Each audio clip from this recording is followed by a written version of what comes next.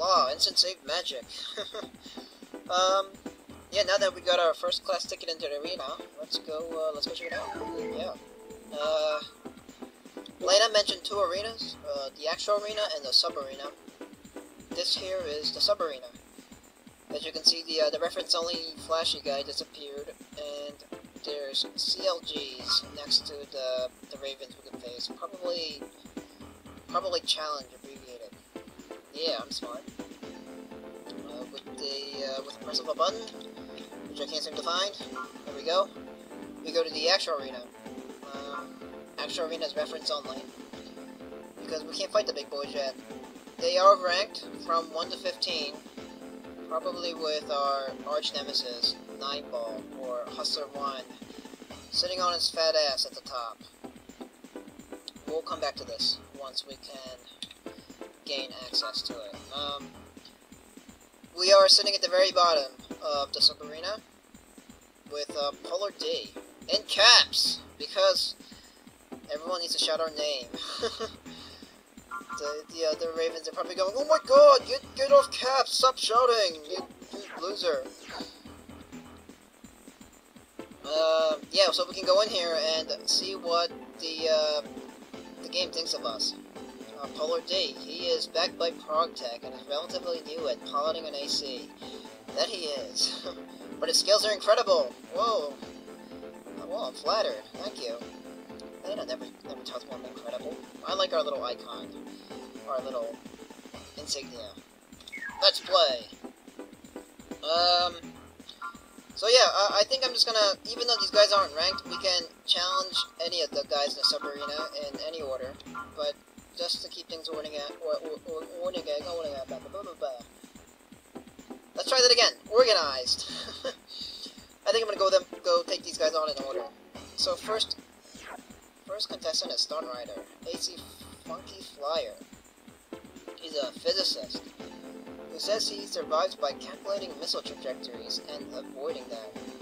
I can kind of do that. Very kind of, like last mission.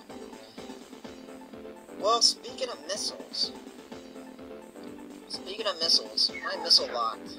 I wasn't too happy with my missile lock performance last mission, and I think some of that has to do with the FCS that we are equipped with. So, I think Progtech gifted us with 50k and a part. You know, we can check out the part too by going to the sub screen. You know, when parts are colored, you know, in the we give you stuff little screen picture, it most likely means that the part is a weapon, because only weapons come colored. What is it? This. Probably. Oh, I remember what this is. Yeah, and a regular blade that emits an energy wave. This thing is not really a melee weapon. It shoots blasts of, yeah, energy, instead of emitting a solid energy blade object to smack our foes with. The only problem I had was the energy waves, they explode, so if you use this point blank, it hurts you. But you know what? Progtech probably expects us to use their parts in Arena, you know, to advertise, so I think we'll entertain them by using this maybe in our next match. I'll think about it, but we'll hold on to it. But let us go into the FCS, and let me showcase you what an FCS is. It stands for Fire Control System, and well, that's what it does. It controls your fire in systems. What they do exactly is kind of vague, especially in this game. In sequels, they go into more detail, especially in the stat screen on what they do. But for Master of Arena, how can I say this? They modify your aiming reticule on your gun. Like, think of your aiming reticule as a projection of a cone that extends from your AC out. What a FCS will do is take the cone that the weapon is configured to, and either stretches it or flattens it, depending on the lock type. Like, this is standard. I think standard kind of, if it's a narrow and deep weapon, it'll shrink it some. If it's a, wide and shallow, it will lengthen it to some extent.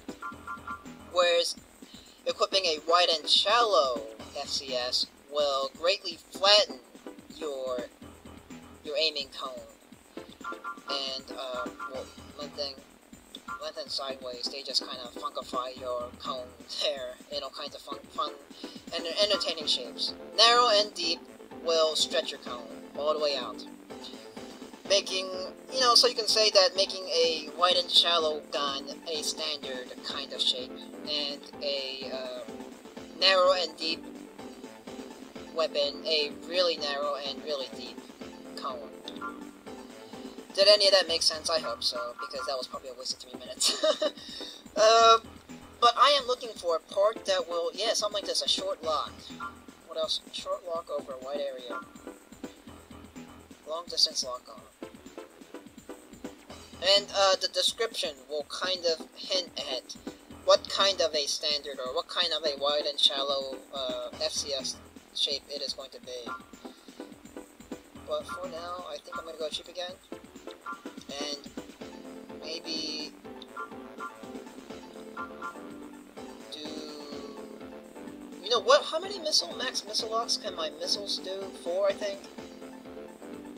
So fast lock on is good. We'll buy this. And I was also not very happy with the generator performance. I think I was kind of giving out some. But we'll just hold off on it for now. I don't think it was that bad. I think it just had to do with me having to fight 2 ACs and having to boost around dodging missiles. So going to our garage guy here. Equip our new FCS. I could have sold the last one. And maybe read a description on what it does exactly, or what the current one does. But it's double the price, so it has to be good, right? We'll slap this guy on. Alright, so we got a new FCS. And we have a funky flyer to face, but I think I'm going to pause the recording here, and next time we'll go dive into the arena and face our first arena combatant in the sub-arena. Hope to see you then. I hope you enjoyed this episode, hope you'll come back to see the next. So until next time, it's Let's Play stuff. I can't remember the name of the game. It's like Armored Core Mass Arena like. Alright, see you then.